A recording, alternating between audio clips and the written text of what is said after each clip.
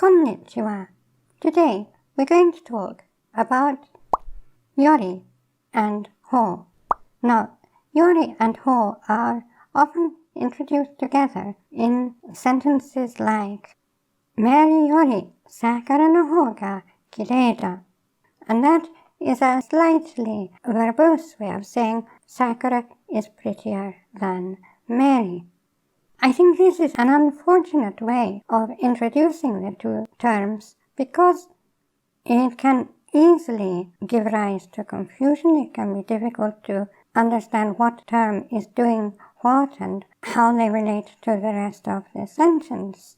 It's much easier if we look at these two separate and independent terms, both important in its own right, separately, and then we can put them together. So let's start by looking at Yori. Yori is a particle. It's not one of our logical particles, so it does not have to be attached to a noun. It can go after just about anything, a complete logical sentence, a noun, an adjective, a verb, whatever we want. Its basic physical meaning is from. When we send a letter, we may say Sakura Yori, from Sakura. And abstract words all have their base in physical metaphors, even if we sometimes forget the physical metaphor.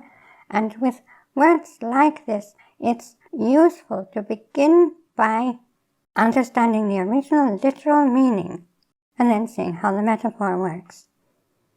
So Yori means from, and we already have another word meaning from, don't we? And that's kara. Now there is a difference between the two, which is particularly pronounced as we start to apply them metaphorically. Kara marks the A in A from B in such a way that it is treating A as the starting point or point of origin. So, if I say, Nihon kara kimashita, I'm saying I came or come from Japan. Japan is my point of origin. And this, in a way, is midway between the literal physical meaning and the metaphorical meaning, because it can mean literally, I just came on a plane from Japan, or it can imply that I'm Japanese or that I was raised in Japan or something like that. When we move to its purely metaphorical meaning, it usually means because. In other words, A is the point of origin of B. Samui kara koto o kiru. Because it's cold, I wear a coat. From the fact that it's cold, I am wearing a coat. Now, Yori means from in a very different sense.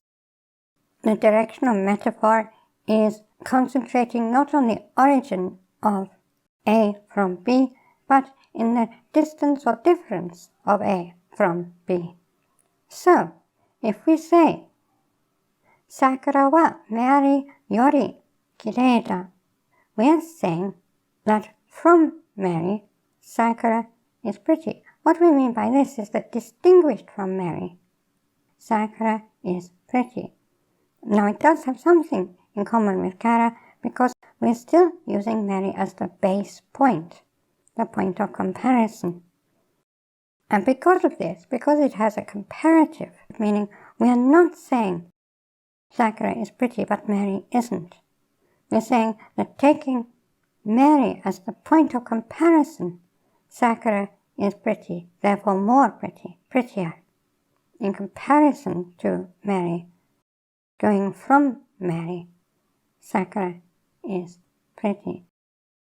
And you notice here that we said just what that first sentence, Mary Yori Sakura no hou ga kirei da, was saying, and we didn't need hou.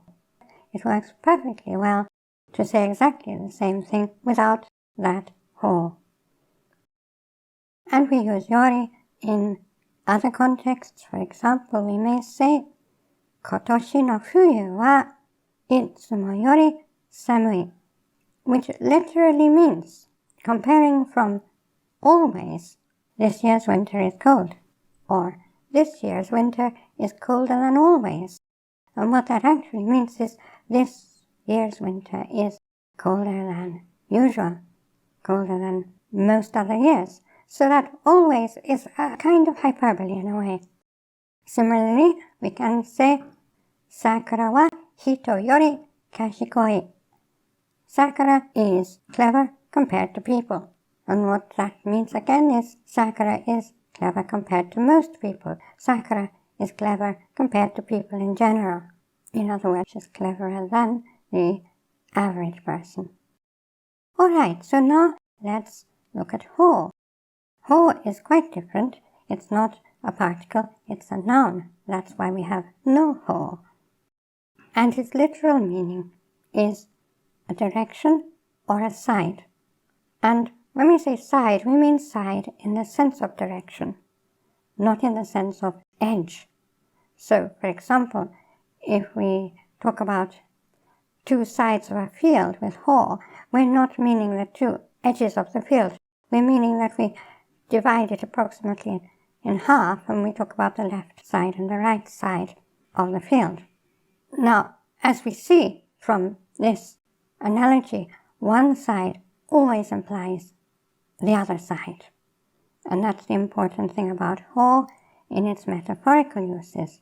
In its literal use, when I'm cycling in Japan, I might say to a stranger, pointing the direction I'm going in, それは本町の方向ですか?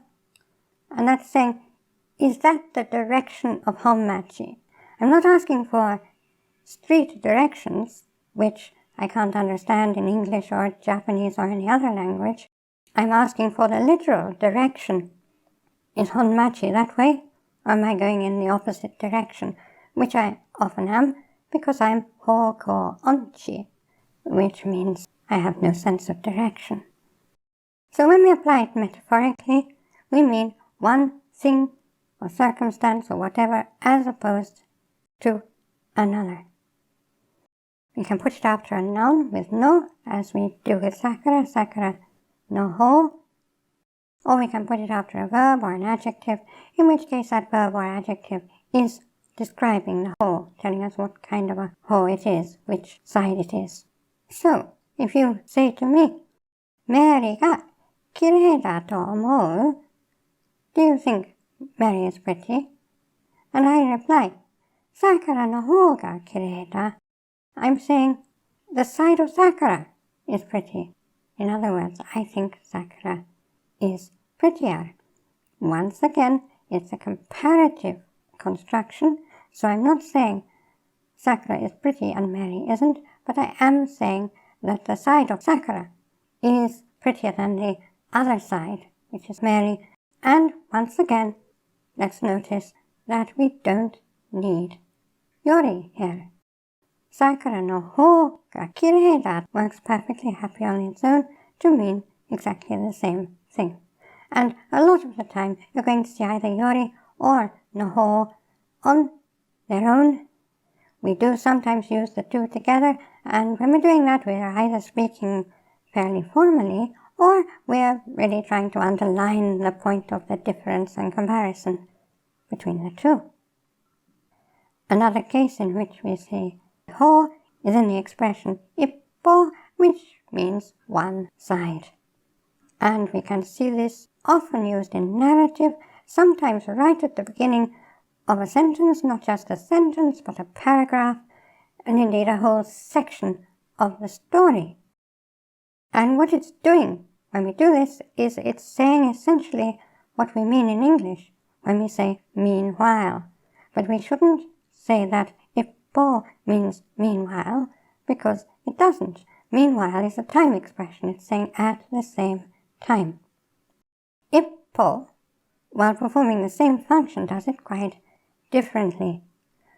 What we say when we say ippou before going into something else is really referring back to what we were talking about before, whatever that was. And we're saying all that was one side, and now we're going to look at the other side. It's like demo, which wraps up whatever it was went before with de, which is the te form of desu, all that was, all that existed. Mo gives us the contrasting conjunction demo, but. And we've talked about that in a different video lesson, haven't we? Ippou should probably, strictly speaking, be ippou de.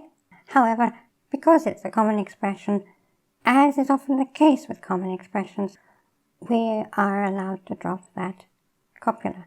So, if we say that King Koopa, that's Bowser, was completing his preparations for the wedding ceremony with Princess Peach, and then we say ippou, Mario's jumping up blocks on his way to rescue the princess. So on the one side, that's what's happening with Bowser in Bowser Castle. On the other side, this is what's happening with Mario in the Mushroom Kingdom. We can also use ippou as a conjunction, and essentially this is working just the same way as the ippou, which means meanwhile it's taking one side and then the other side, so it's a contrastive conjunction. So we might say, この辺りは静かなippouで不便だ. It's quiet around here, but it's inconvenient. On the one hand, it's quiet around here, but it's inconvenient. Literally, that この辺りは静かな, which of course is 静かだ in its connective form, this area is quiet, and all that is a descriptor for ippou, 静かなippou. One side is that around here is quiet. So we're describing the one side, the ippou de, and then de, that's the copula. One side is that it's quiet, and the other side is, but we don't actually say but the other side is, that's already implied. One side is that it's quiet, it's inconvenient, and that ippou de acts as the conjunction. And we can, once again, leave off the copula here. One other use of ippou that we should mention is that it can also be used after a complete verbal clause to show that something that is happening is continuing in one direction. For example, we might say, この村の人口が減る一方だ. This village's population is just declining and declining. It just goes on declining. この村の人口が減る means this village's population is declining. And the ippou is telling us that it just continues on in that one direction. It never grows. It never stays still. It just declines and declines. If you have any questions or comments, please put them in the comments below and I will answer as usual. I'd like to thank my gold Kokeshi patrons who make these videos possible, and all my patrons and supporters on Patreon and everywhere. And I'd like to thank you for attending this lesson. これからもよろしくお願いします。Class dismissed.